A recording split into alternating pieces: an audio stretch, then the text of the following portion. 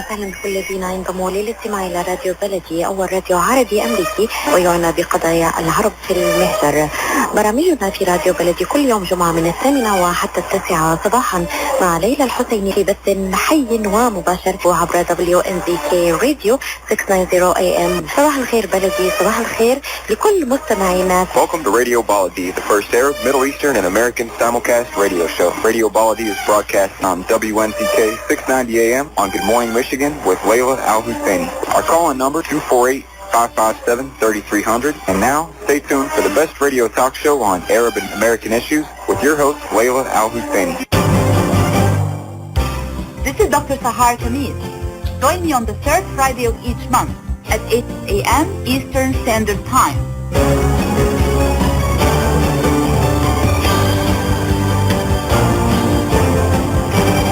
I'll be discussing some of the most important current political, economic, and social issues in my program, The Bridge.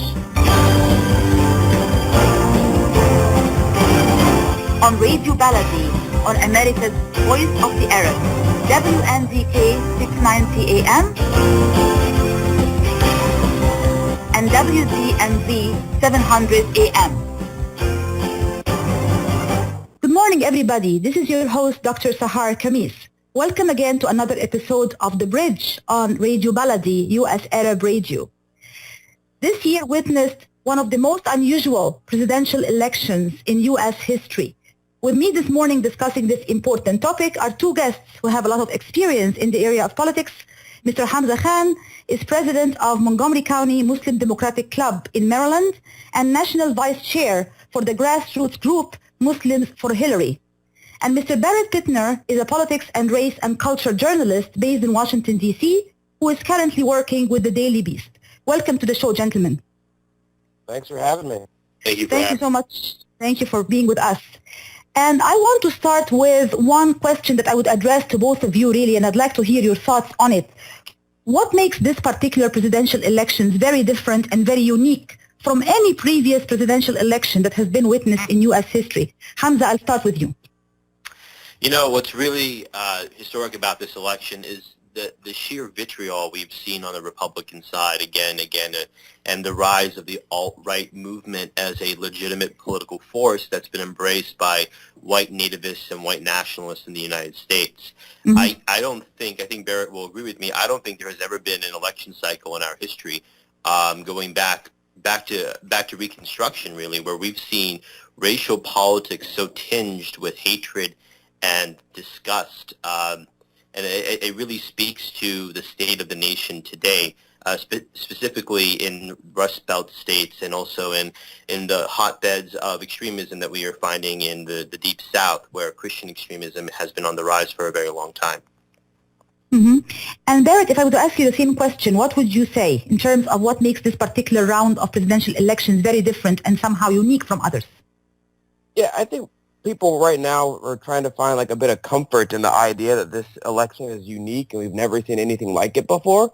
But in many ways, this is just an expansion of the vitriol that has been experienced throughout a lot of American a lot of American elections that have been confined to the South, and minorities, frankly, were not deemed as voices whose opinions mattered. So there was far less outrage when you would say something demeaning to about an African American or a woman. There weren't large Muslim populations in the United States. The Latino population wasn't nearly as big. So I think the vitriol is actually about the same that we've had, and if you go back 40 years or whatnot. The key difference is that African Americans, Muslim Americans, Latino Americans, mm-hmm. women are citizens of the country that people feel that their voices matter. So we now have a collective outrage when we hear these types of statements, when before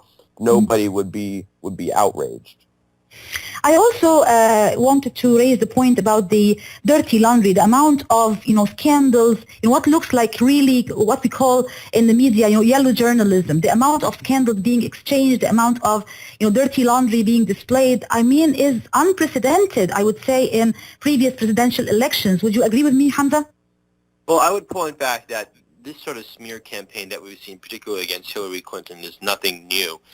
In the 1992 election where Bill Clinton defeated George H.W. Bush, there were endless accusations that were completely unfounded that were lodged against both the Clintons for all sorts of things. I won't get into the details only because it will distract us from the point. But Right. you know, there is something about an empowered woman running for office that scares rural white America and blue collar Rust Belt America to its core, and that's very unfortunate because in many ways Hillary Clinton epitomizes the struggle of those communities to become fully economically independent, given her own background growing up in Illinois. So it's important for us to recognize that we've had scandals. We've seen scandals invented by the Republicans again and again against the Clintons, mainly because the Clintons are the most effective institutional source of good for the Democratic Party, and the Republicans realize that whenever the Clintons are involved, it's very hard for them to win the presidency, if not impossible, given history so far. And Barrett, as a journalist and someone who is very much involved with the media, would you agree with my statement that there's been an unprecedented display of dirty laundry and exchange of scandals and smear campaigns in this round of presidential elections? I'd say that no, I don't think there has been.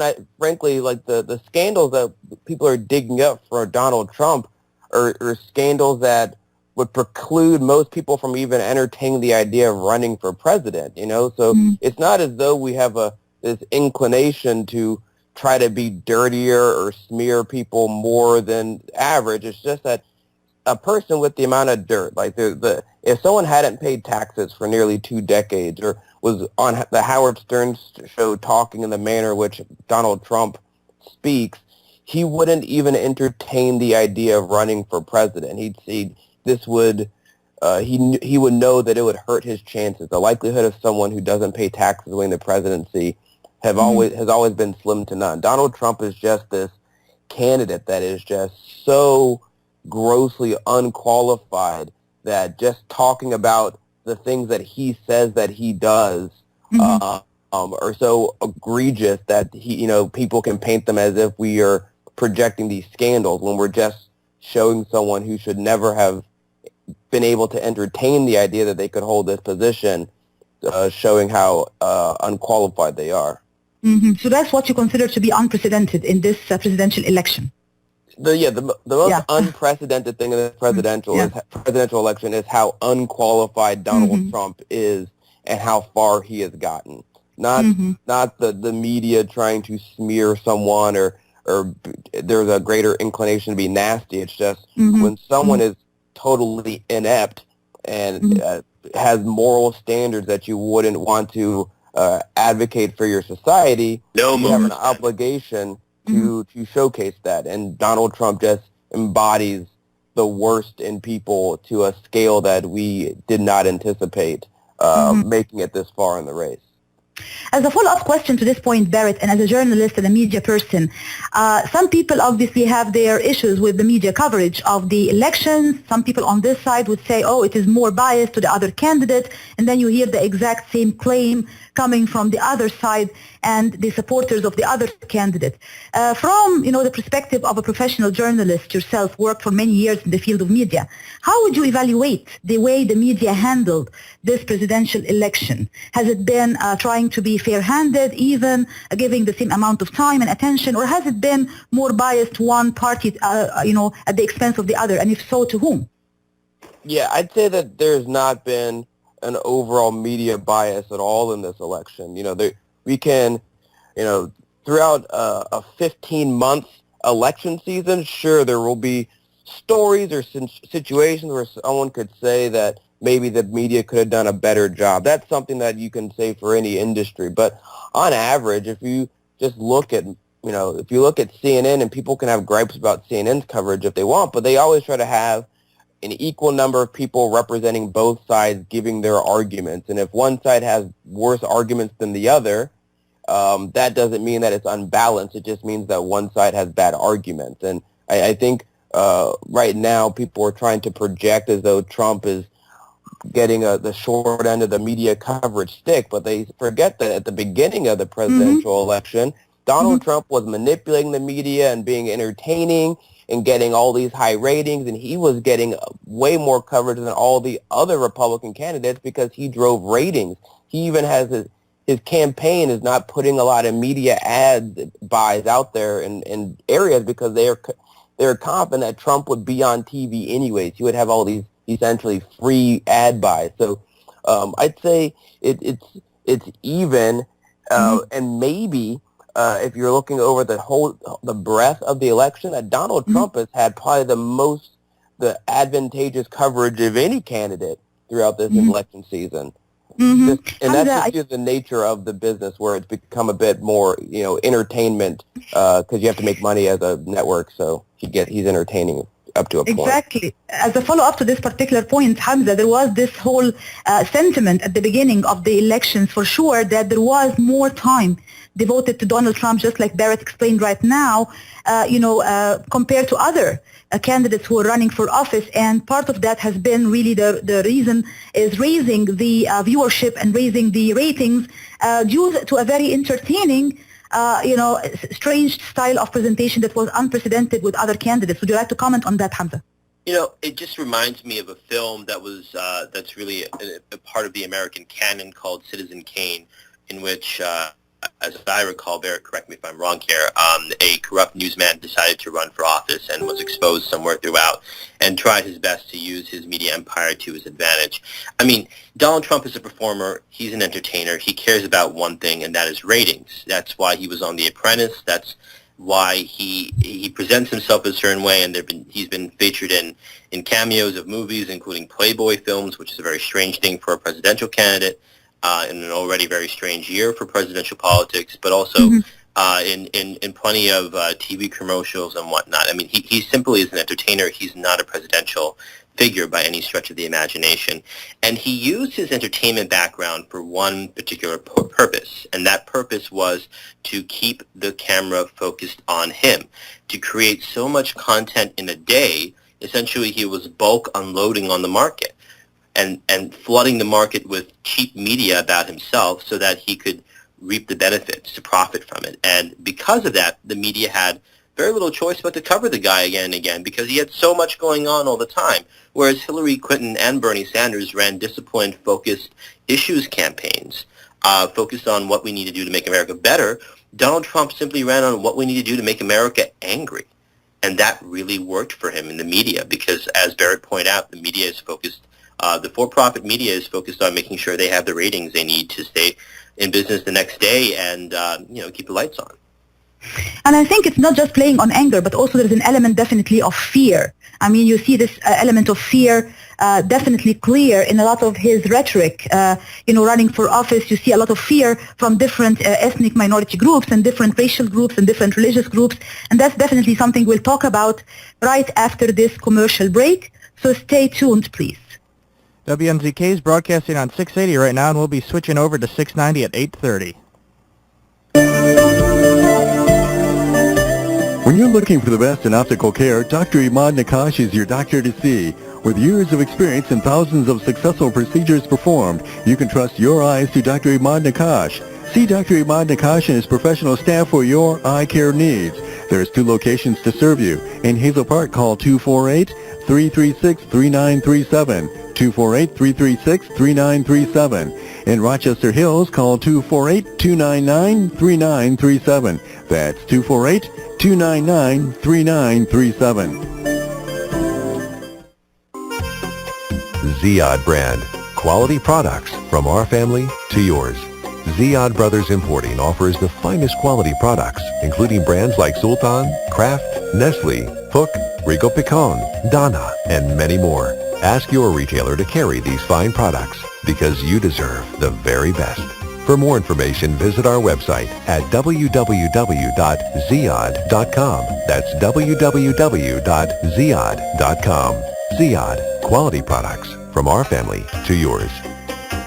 At Metro Detroit Endocrinology, we have specialized physicians using state-of-the-art medical devices for diabetes, thyroid disorders, and weight management. Call for an appointment at 313-914-5580 or come in and visit us at our new location at 5250 Auto Club Drive in Dearborn. Every member of our staff is determined to ensure the best of care for each and every patient. We offer many services including bone density testing, thyroid ultrasound biopsy, simulation testing, and diabetic pump training on site. Our physicians will diagnose and treat hormone imbalances and problems by helping to restore the normal balance of hormones in the body. We'll find the best solutions for your individual needs, and the schedule is never too busy to give you the personal care you deserve. For an appointment or for more information, please call us at 313-914-5580 or visit Metro Detroit Endocrinology at our new location at 5250 Auto Club Drive in Dearborn.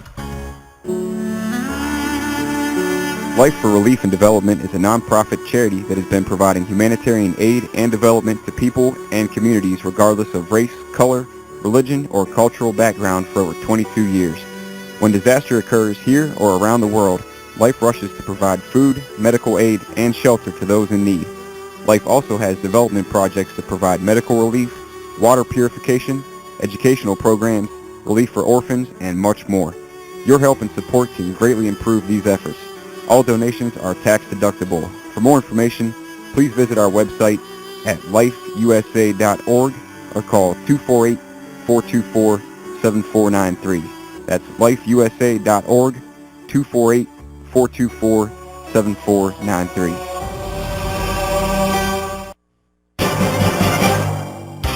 This is Dr. Sahar Khamis. Join me on the third Friday of each month at 8 a.m. Eastern Standard Time.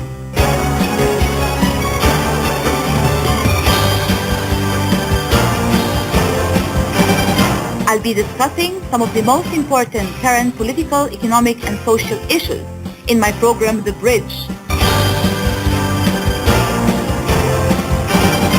On Radio Baladi, on America's Voice of the Arab, WNZK 690 AM and wdmv 700 AM. Welcome back to the show, everybody. This is your host, Dr. Sahar Khamis. And we are today discussing the U.S. presidential elections. And with me today discussing this important topic are Mr. Hamza Khan and Mr. Barrett Pitner. And we were talking right before the commercial break about the coverage of the elections in the media and also the element of fear and anger that is being perpetuated and that tries to win the voices of some of the members of the American public. And building on this point, Hamza, I'd like to ask the question about Islamophobia, which is definitely a very important topic related to this particular presidential election. There has been a very massive impact on Arab Americans and Muslim Americans as a result of the portrayal that has been painted for them by presidential candidate Donald Trump and a lot of his supporters. And that resulted in real incidents of Islamophobia and even physical attacks and insults against Muslims. Would you like to comment on that, please? Look, the first thing I can tell you is that Donald Trump has proven himself again and again to be a hopeless bigot who has no understanding of the American Constitution nor of the values of our great country. And it is no surprise that today 538.com, the blog run by statistician Nate Silver from the New York Times, is calling the election basically for Hillary Clinton with Donald Trump having 18.5% chance of winning. The reason is pretty clear. It's because the Americans don't agree with what Donald Trump has espoused to.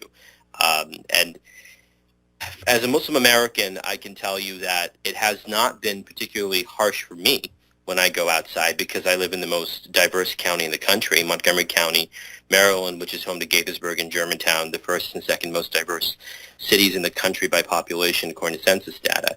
But plenty of Muslim Americans I've spoken to across the country have told me that they have experienced heightened levels of Islamophobia, and there have been plenty of instances of terrible crimes being committed against Muslims, including the murder of an imam in Brooklyn, New York, and his assistant in broad daylight in New York City, in the city where Hillary Clinton has her campaign headquarters, and where Donald Trump's empire of doom is based. Mm-hmm.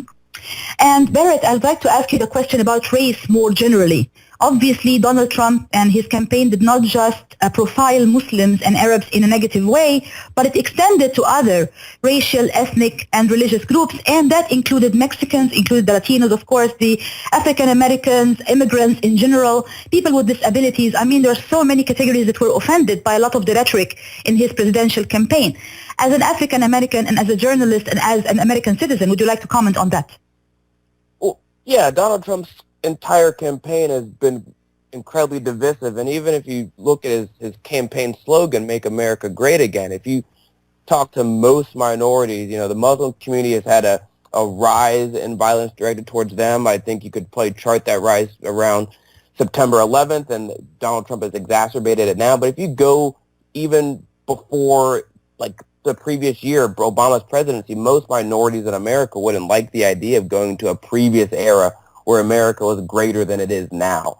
So the idea that he even has this regressive campaign appeal is inherently threatening to most minorities in the United States who wouldn't want to go back to a previous time in America.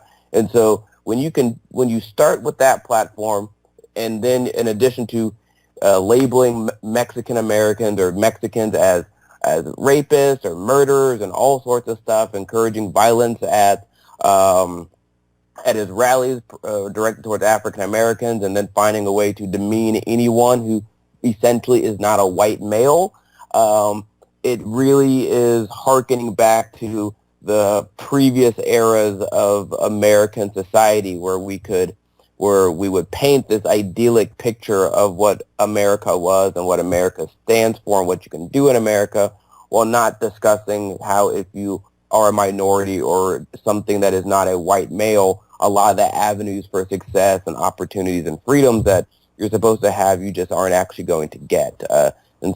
And from top to bottom, Donald Trump's campaign and his messaging is something that's incredibly threatening to all Americans who are not white males. Mm-hmm. And if I can jump in, Sahar. Sure, go ahead, Hamza. If I can jump in. I want to point out that we haven't talked yet about Donald Trump's hatred for women, which is a serious issue in this election, and his treatment of women, and his belief that sexual assault is an acceptable form of interaction with another human being. This election has proven on so many levels that Americans are actually decent, honest, God-fearing people. And I'm really shocked that Donald Trump would think that at any point that he could justify his comments. It's just beyond me. But that was really the tipping point. When he came out against women with that video from 2005 from Access Hollywood, and when women started coming out and admitting that they had been sexually assaulted by him, one after another, I think we're at 9 or 10 now, it became clear that Donald Trump was a threat not just to the Republic, but to the very values that human beings across the world take seriously. The right to be comfortable in their own bodies in person. And then another thing that we have to point out here is the hatred that Donald Trump has espoused towards Latinos in America, particularly towards Latino women. We've heard all of his terrible comments now about the former Miss Universe from Venezuela, calling her Miss Piggy, Miss Housekeeping. I mean, this man epitomizes the definition of a bigoted, closeted, misogynist pig. I mean, there's just no way around it. I mean, what really astonishes me, though, Hamza and Barrett, and the question is really for both of you, is that you have seen some voices, for example, Women for Trump, some of them, wearing some T-shirts saying, Trump can, grab me or whatever. And I was horrified to look at some of that online myself, and I was like, really, really astonished to see that there are some people, some voices, obviously not too many and hopefully not too many, who somehow kind of internalized even this kind of degradation and this kind of humiliation, which I find to be very, really inexplicable. I mean, I don't know if Barrett, for example, as a journalist, you have any explanation for this, or Hamza, if you want to comment on that. Yeah, I'd say the biggest issue regarding Trump and how we are all shocked at how other people aren't shocked is, why weren't we shocked earlier? Like, Donald Trump has risen to national prominence over the last 8 years for a series of things that should be deemed inexcusable. He rose for the birther issue, his campaign launched by demeaning Mexicans. He continued with demeaning African Americans and demeaning all people that essentially were not him. Like, he is without a doubt a narcissist, and his empire and how he projects himself is basically, I'm the center of the universe. Everything, everything comes from me, and you have to like pledge allegiance to me. It's so the shock is, yes, there are people now that are still not outraged by Donald Trump. I guess the bigger question for me, especially as an African American, is the issues pertaining to women that he said the other day. That was the tipping point, but that wasn't any more egregious than saying that African Americans should get punched in the face, or that they used to get roughed up, or in the good old days that this person would be leaving on a stretcher. It wasn't any worse than saying that Mexican Americans are all like rapists or murderers, and there's a couple of them that are good. It wasn't worse than saying that the first black president is illegitimate, and I don't think he's intelligent, and he wasn't born in this country. So there should have been a tipping point way earlier than there is now. The fact that there's still holdouts and people can find ways to be delusional, there's an expectation that that's just going to happen. People are delusional, but the fact that we weren't as alarmed about him before is what I find to be the most troubling. I think that in the last, I think that in some of his comments and so on, he tried to turn things around a little bit in the direction, we want to help the African Americans in the inner cities and all of that stuff. Do you think some of that stuff flies with the African American population? Would you see that there will be some African Americans who would maybe change their position and maybe give him a vote of confidence based on some kind of changes in his rhetoric about African Americans or people in inner cities and trying to make their lives better? Yeah, Donald Trump has really no chance at all of getting really any African-American votes. He's going to get the lowest showing with African-Americans I can say of probably any Republican candidate, which is really, really low. His new rhetoric where he shifts focus towards discussing inner cities and crime and things like that, that's not going to help him out at all, because most African-Americans don't live in inner cities. And if he paid attention to like the Black Lives Matter movement and refrained from calling it a terrorist organization that needs to obey the rule of law, he would see that Black Lives Matter is talking about how an African American, regardless of income, regardless of education, regardless of character, you are going to be viewed negatively by law enforcement and treated harsher just due to the color of your skin. So it's not a class income based concern that the African American community has. So viewing African Americans as poor or living in the inner cities where they're in environments that are riddled with crime really shows how little he actually knows about the black community and how little he's paying attention to what African Americans are saying to him, and therefore he's going to continue to get almost zero support amongst black voters. Okay, we'll come back to this interesting conversation right after this commercial break, so stay tuned, please.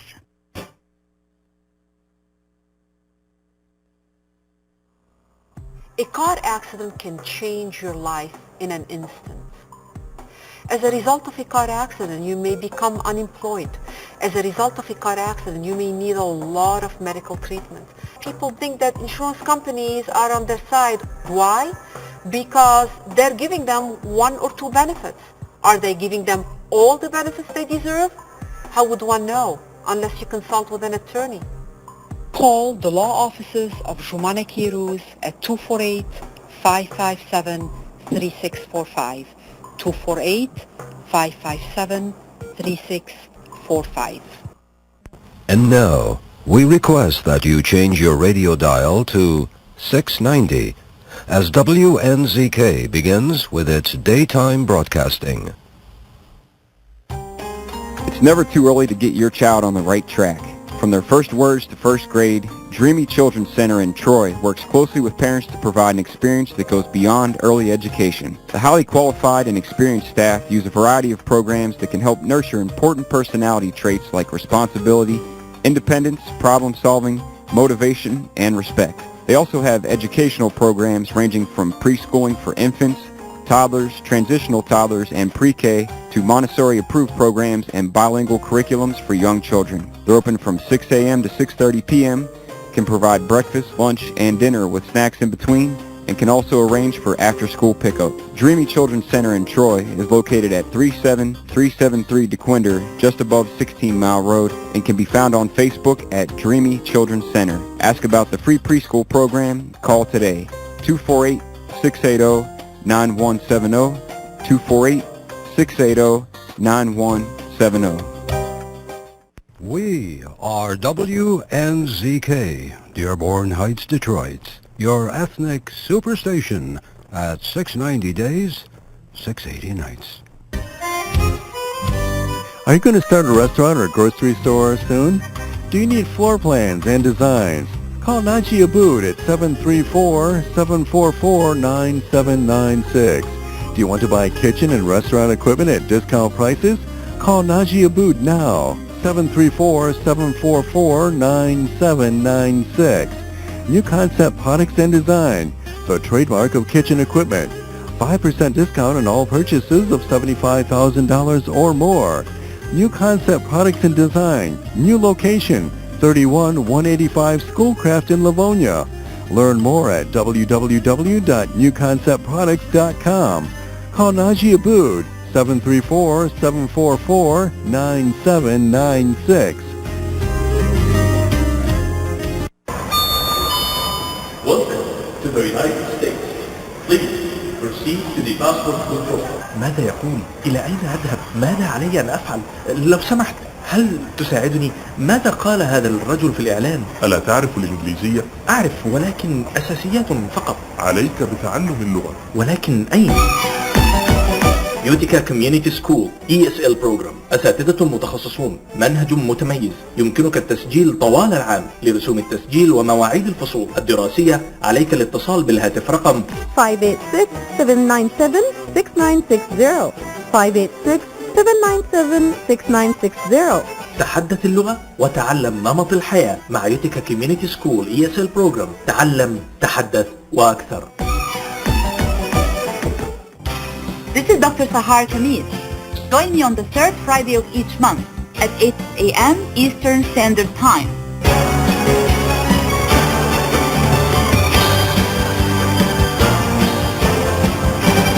I'll be discussing some of the most important current political, economic, and social issues in my program, The Bridge. On Radio Baladi, on America's Voice of the Arab, WNZK 690 AM and wdmv 700 AM. Welcome back to the show, everybody. This is your host, Dr. Sahar Khamis, and we are discussing today the U.S. presidential elections race. And with me this morning discussing this topic is Mr. Hamza Khan and Mr. Barrett Pitner. Hamza, I want to ask you about the profile of the voters for each candidate. Who do you think would be the profile of the voters voting for Hillary Clinton, and who would be the profile of voters voting for Donald Trump? Well, let me start with our erstwhile opponent, Donald Trump's voters. There are a good number of Americans who've been left behind in the economic successes of the past 2 decades, largely in the Rust Belt and also in the Deep South. So for the most part, his voters are going to be white, male men in their mid-30s through, or actually maybe older than that, maybe mid-40s through 80s and so. And those voters, for the most part, are looking for a candidate who harkens back to an America where the apex predator in American society was that demographic. And so that those folks are looking for somebody who can really put them back on top of America and make them the ruling force in this country again. However, demographic shifts in our country over the last 2 or 3 decades have greatly changed the map. When I was growing up, no one would have thought of North Carolina as particularly competitive for Democrats or particularly being diverse besides having an African-American minority in the state. But now there has been an explosion in the Raleigh and Durham areas of new Americans moving in, particularly seeking out high-tech jobs and academic backgrounds and educations. And those individuals have become a very important mover in that particular swing state, and that's actually being repeated across the country. So the Clinton coalition is a lot larger and a lot more inclusive. It includes new Americans. It includes African Americans for sure. It includes women, regardless of age, race, or color, and it includes millennials, my generation, again, regardless of race, religion, or color. And I think that coalition together can really move the country forward towards a more blessed future. And of course, the Latinos, I mean, the Mexicans, the Latinos definitely would be also, I think, a group that would give a vote of confidence for the New Americans Hillary Clinton. The New Americans being a part of Latino, including the Latino community. Right. Actually, there are a group of voters who do not necessarily put their confidence in either candidate. And let's face it, this represents a small group, but they're a group who would say we would vote for a third party candidate. We would not give our vote to either Hillary Clinton or Donald Trump. This group or this segment of voters, number one, what would be their profile? And number two, what would be their weight in this election? Hamza Khan. Well, I can't really put a clear descriptor on who those third-party voters are, other than to say that they are uninformed of the democratic process and the political process and the importance of voting for the best candidate in the election, who was Hillary Clinton. I think that at this point, those voters are the people that both campaigns are trying to reach out to and include in the process, and hopefully we'll be able to swing them our way by November 8th. All right, and Barrett, if I was to ask you the same question about the third-party voters, those who do not necessarily put their confidence in either candidate, Hillary Clinton or Donald Trump, again, the same question I asked Hamza Khan, which is how would you describe this particular demographic, and also would they have any kind of weight when it comes to casting the ballot on November 8th? So it's hard to paint this really kind of fairly unknown demographic as, being young or old or white or male or anything like that, because as Jill Stein and Gary Johnson have tried to raise their profile over the last 6 months or so, there's just to give more and more examples as to why someone shouldn't vote for them. Additionally, Donald Trump is doing the same thing.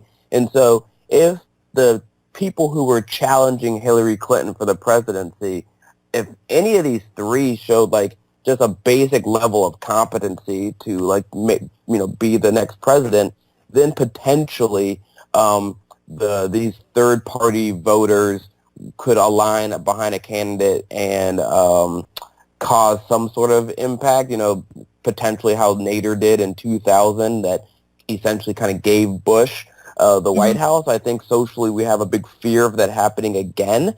But I think as the election goes on, and this is one of the benefits of America having such a long presidential campaign, is you really get to see who these people are, because you can't hide yourself for 15 months. And the more Gary Johnson and Jill Stein do things, the less people seem to want to vote for them.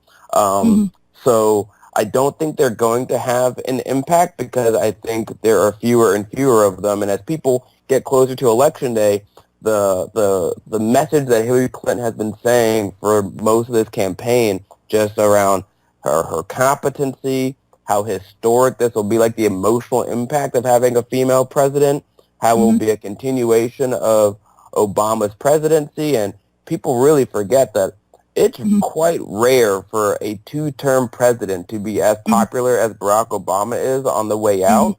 That's so true. So, if you just sit there and think about it, George W. Bush, not popular. Bill Clinton had Monica Lewinsky. He couldn't campaign. Ronald Reagan had Iran-Contra. He couldn't campaign. Nixon had to leave. You have to go back to before Eisenhower, before you had a two-term president that was as popular as Obama. And so I think people are kind of falling more and more into the Hillary Clinton camp because all of her competitors really show how they're just not up to the task, and she's showing how she is, how historic this will be, and how it will be a continuation of Obama's incredibly popular presidency. Right. We'll come back to this interesting conversation right after this commercial break, so stay tuned, please. Welcome back to the show, everybody. This is your host, Dr. Sahar Khamis, and we are discussing today the U.S. presidential elections. And with me this morning discussing this important topic are two experts in the politics field, Mr. Barrett Pitner and Mr. Hamza Khan. Hamza, I'd like to ask you the question about the effect of this massive wave of Islamophobia we have witnessed in this round of presidential elections on actually motivating and mobilizing the American Muslim community and the Arab American community to actually participate more effectively and positively in the political process, to become more civically engaged and to actually take the process of voting much more seriously. Maybe that's the silver lining in the cloud, as they say. Would you like to comment on that? Since the beginning of this election, Muslim Americans have known that they will play an important pivot role in deciding the next president of the United States, both in the primaries and then also here now in the general election. And the reason is because of where Muslim Americans live. We happen to live in quite a few swing states that matter this time around: Virginia, North Carolina, Ohio, where there are where the Clinton campaign has employed, I think, 3 to 5 different field organizers of the Muslim faith; Florida, where there's a statewide Muslim outreach director for the Clinton campaign. And I think I mentioned Virginia in there as well, which is where Tim Kaine is from. The Muslim community has decided that this is the make or break election for our community. Either we get ourselves involved this time around, we engage ourselves in the political process, we have our votes counted and our voices heard, or the future of our community is very much in doubt in the United States. And I am very proud of the very heroic efforts by many Muslim Americans, including Hamza Khan, Kareem Abdul-Jabbar, and many others, to go out and empower our community and our demographic to be a part of, a landslide victory, inshallah, as we say in Arabic, for Hillary Clinton. And I know for sure that your groups also, the Montgomery County Muslim Democratic Club and also Muslims for Hillary, has been playing a very important pivotal role in terms of trying to get voters to register and trying to mobilize, Muslim Americans and Arab Americans and different groups of people to actually go out and cast a ballot. Would you like to briefly comment on that? Absolutely. Thank you for bringing that up, Sahar.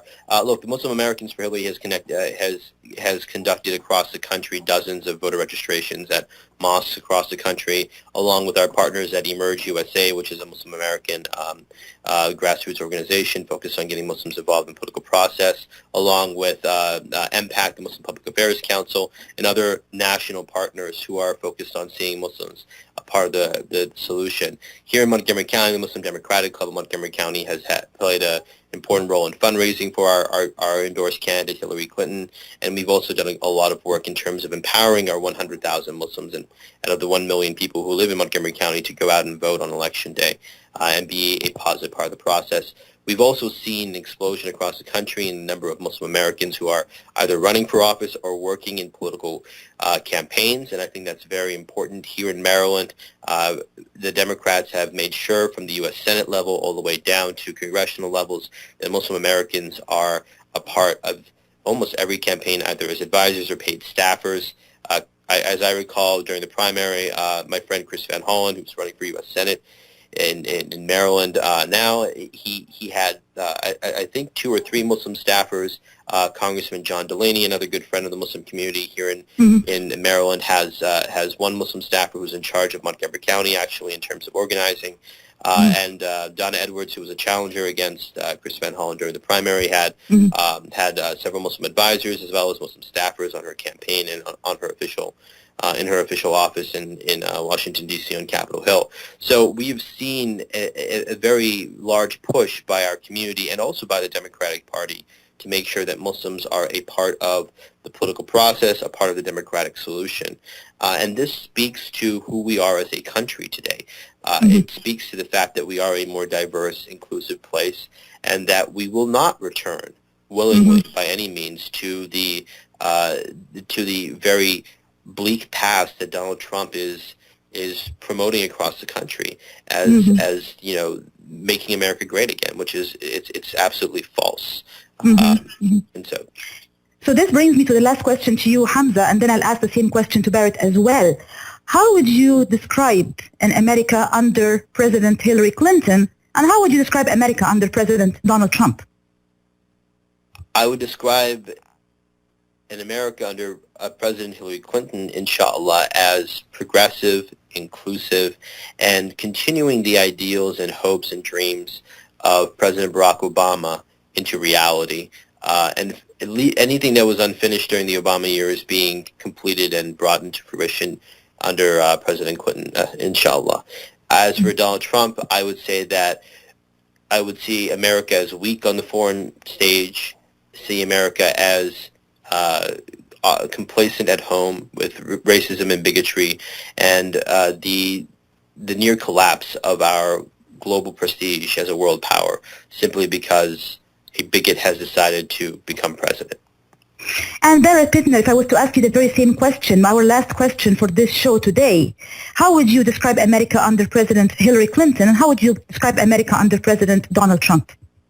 Yeah, under Hillary Clinton, I'd agree with a lot of what Hamza said. You know, she's basically laid out what you should expect for Hillary as president, which would be a progressive candidate who is continuing Obama's legacy.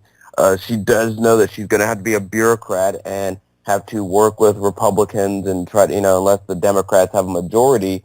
But she is a pragmatist who has consistently worked to better the lives of many different people throughout the United States. And so I'd envision something along that, a continuation of Obama. She might not be as cool as Obama is, but I don't think too many people could.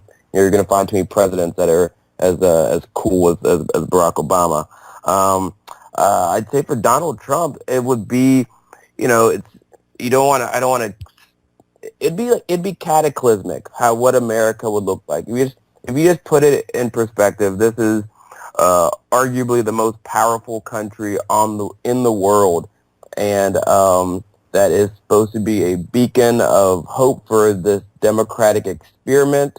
We are clearly flawed in that application, but it would essentially be a relinquishing of what we stand for and showing the world that the most powerful country in the world may not be as powerful, and it may be incredibly erratic and unpredictable, and that would just have seismic repercussions to foreign policy, defense, the economy, just everything. It would be, and then it'd also be incredibly fearful and paranoid.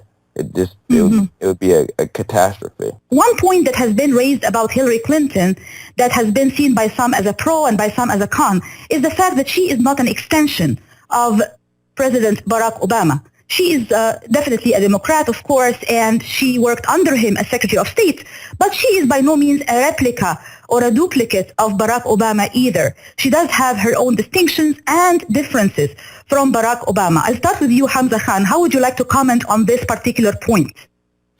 I would comment by saying that is definitely true, that Hillary Clinton is her own person, and as a result, she will have her own style on governance. But I don't see that in any way to be a hindrance for her performance as president, inshallah, once she's elected on November 8th. In fact, I see that as definitely something to be admired for and also something to be respected for, that she will be her own person. She will not be cowed or forced to bow down to anybody. And I think that will only make our country stronger to have the first woman president in our history. When, if we look at this for a moment, developing countries like Pakistan, India, and Bangladesh have all had women run their governments. The fact that the most powerful country in the world, where women are by far more free than all three of those countries socially and politically, that we haven't had a woman president. It's a precedent we're about to break, thank God. And Barrett Pitner, I was to ask you the very same question about Hillary Clinton's distinction or difference from Barack Obama. She is not another Barack Obama. And how do you see that? Well, that's just, democracy, 101. Barack Obama is so incredibly popular right now that people would love for him to be president for a longer amount of time than presidents are allowed. And, all societies have that idea. If you have a really good leader, you don't want to bring in another leader, and regardless of how good that second leader may be, there's going to be some skepticism, if they can live up to the previous standards. But that's the foundation of our country, and it requires a maturity from the citizens and just everybody to understand that this transition is a necessary thing. Like, Hillary Clinton is not Barack Obama. Mm-hmm. She's never going to be Barack Obama. No one should ever expect her to be Barack Obama, but they do have a similar philosophical outlook on what this nation should look like. They're clearly going to do things their own way, and that's the expectation. If we get too fixated on the idea that she can't be as good or she is not exactly the same as the outgoing president, and we're yearning for that president to stay, now we're just catering to authoritarian, dictatorial impulses, and that kind of allows people like Donald Trump, who presents himself as an authoritarian president who would run everything via himself forever and not rely on structures and institutions to govern society. And so it's a valid point, but that's just the nature of our society. Speaking of those go ahead, Hamza. I just want to jump in and say here that, look, we are talking about the most qualified candidate for the office of president in our lifetimes. We're talking about the former First Lady, who had an active role in passing legislation while she was First Lady. We're talking about the former senator from New York. We're talking during 9/11. On top of that, we're talking about the former Secretary of State, who has relationships in over 100 countries that can help us navigate the global stage in a time when American prestige and power is being challenged by a rising China and a diminutive Russia that is seeking to find its place in the world again. I think that the only candidate that we can trust with Obama's legacy going forward would be Hillary Clinton. But I also think it's unfair to expect her to even be a replica or a duplicate of President Obama, because she is not President Obama. She has her own distinct line and her own distinct character, and she's also, the first woman to run for U.S. president, and if she wins, she's going to be the first, woman president of the United States. So I don't think it's even fair to expect from her to be a duplicate or a replica of Barack Obama. Correct, Hamza? First of all, she's not Hillary Clinton is not the first woman to run for president, but she is by far the first woman to be so successful in their run for president and to be nominated. As in the finalist, yeah. I meant as a finalist. Nominated position by a major party. Look, I won't speak to whether it's fair or unfair for people to long for the 8 years of stability we've enjoyed under President Obama, since he is one of the most popular presidents in American history at this point of exit in his administration, in his tenure. But I will say that, if Americans are worried about whether or not they're going to enjoy the same standard of living, the same joy of diversity, and the same joy of inclusion that we've seen under President Barack Hussein Obama, they need not worry. Hillary Clinton is definitely in the same mold. And every president has their own signature and their own way of doing things. I frankly feel that Americans will be very pleased this time around 4 years from now under a Hillary Clinton presidency. Okay. Thank you so much, guys. I really appreciate your input this morning. You've been very, very helpful, very informative. I appreciate it so much. Thank you so much. Thank you. So that's all we have time for today. Unfortunately, that's a very interesting, very informative discussion. And at the end of this discussion, I'd like to thank our guests this morning, Mr. Hamza Khan, President of Montgomery County Muslim Democratic Club and Vice Chair, National Vice Chair for Muslims for Hillary, and Mr. Barrett Pitner with the Daily Beast and a prominent journalist on politics and culture and race in the Washington, D.C. area. Thank you so much, gentlemen, for being with us today. Thanks for having me. Thank you so much. And I do hope that our listeners enjoyed the show and were able to be informed by it, and most importantly, to really take the role very seriously and to go out and vote on November 8th. Your vote makes a huge difference. Your vote really makes America a beautiful, inclusive country that we all want to live in. So take it very seriously, and please do go and vote on November 8th. Thank you so much and have a great day. Bye-bye. مثلا كل الذين ينضموا للاستماع إلى راديو بلدي أول راديو عربي أمريكي ويعنى بقضايا العرب في المهجر. برامجنا في راديو بلدي كل يوم جمعة من 8 وحتى 9 صباحا مع ليلى الحسيني في بث حي ومباشر وعبر WNZK راديو 690 AM. صباح الخير بلدي، صباح الخير لكل مستمعينا. Welcome to Radio Baladi, the first Arab, Middle Eastern, and American simulcast radio show. Radio Baladi is broadcast on WNZK 690 AM on Good Morning Michigan with Layla Al-Husseini. Our call-in number 248-557-3300. And now, stay tuned for the best radio talk show on Arab and American issues with your host, Layla Al-Husseini. This is Dr. Sahar Khamis. Join me on the third Friday of each month at 8 a.m. Eastern Standard Time.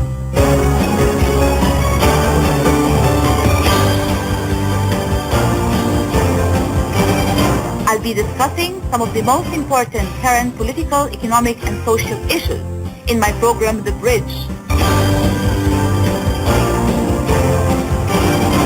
On Radio Baladi, on America's Voice of the Arab, WNZK 690 AM and wdmv 700 AM.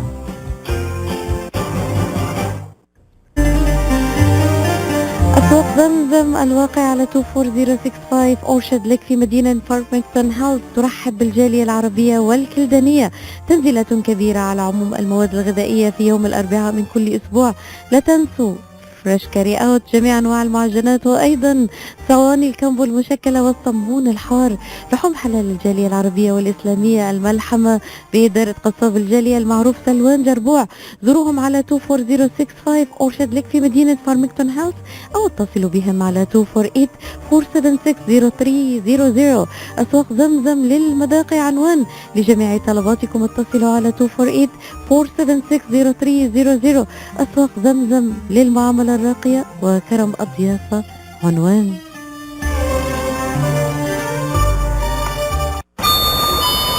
Welcome to the United States. Please proceed to the passport control.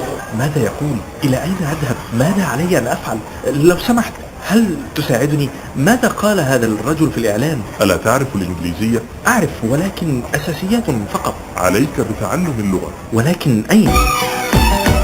يوتيكا كوميونيتي سكول ESL بروجرام، أساتذة متخصصون، منهج متميز، يمكنك التسجيل طوال العام. لرسوم التسجيل ومواعيد الفصول الدراسية عليك الاتصال بالهاتف رقم 586-797-6960 586-797-6960. تحدث اللغة وتعلم نمط الحياة مع يوتيكا كوميونيتي سكول ESL بروجرام. تعلم، تحدث وأكثر.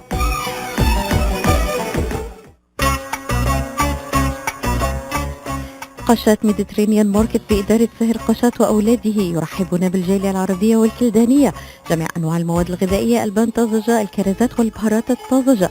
داخل الأسواق مطعم ميديترينيان شيش كباب يقدم يوميا جميع أنواع الكباب، المقبلات العربية العراقية وصواني الكامبو المميزة. تفتح الأسواق من 8 إلى 9 مساء من الاثنين وحتى السبت، ومن 8 صباحا إلى 9 مساء يوم الأحد. تقع الأسواق على 32839 نورث ويسترن هايواي في مدينة فارمينغتون هيلز. لحوم حلال للجالية الإسلامية، لطلباتكم من المطعم كول 248-538-7855. that is 248-538-7855. قشة ميديترينيان ماركت، خدمة متميزة ومعاملة راقية. استوديو زرياب بإدارة حسن حامد في ستورمينغ هايتس يحييكم ويقدم لكم خدماته بالصوت والصورة، تسجيل، تصوير، مونتاج، فيديو كليب، إعلانات، كوميرشالز، دوكيومنتري، أفلام وثائقية للترويج لبضائعكم ومحلاتكم وشركاتكم، برامج تلفزيونية وإذاعية. استوديو زرياب وبتقنية عالية بإدارة حسن حامد 313-945-8860 313-945-8860 أو 248-761-5787. استوديو زرياب، الصوت والصورة اختصاصنا.